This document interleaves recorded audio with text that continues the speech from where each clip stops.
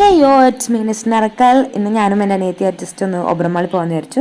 ഇതായിരുന്നു ഞങ്ങളുടെ ആദ്യത്തെ ഇൻട്രോ. പക്ഷേ നൈസായിട്ട് പാളിപ്പോയി, ഫോക്കസ് ഇല്ലെന്ന് മനസ്സിലായി. പിന്നെ ഞങ്ങൾ വണ്ടി എടുത്തു.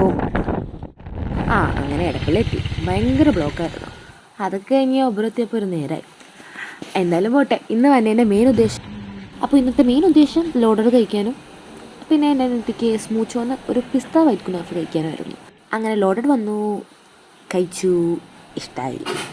അത് കഴിഞ്ഞ് കുറച്ച് നേരം കഴിഞ്ഞപ്പോഴേക്കും എൻ്റെ ഫ്രണ്ടിനെ മീറ്റ് ചെയ്തു.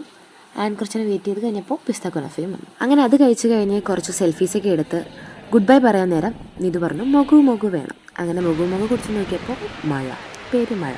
പിന്നെ മഴയൊന്നും നോക്കിയില്ല, ഇറങ്ങി.